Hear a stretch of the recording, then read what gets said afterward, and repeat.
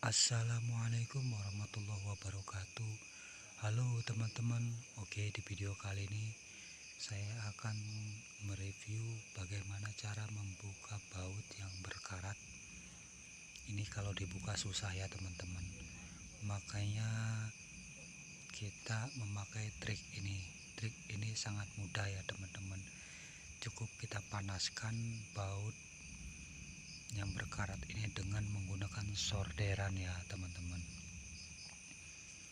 Ini kurang lebih sampai 5 atau 10 menit agar panasnya sampai ke dalam baut ujungnya teman-teman.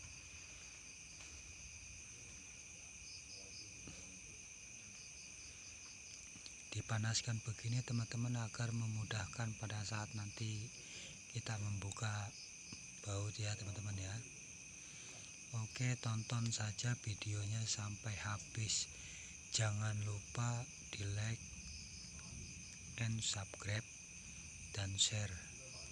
Terima kasih.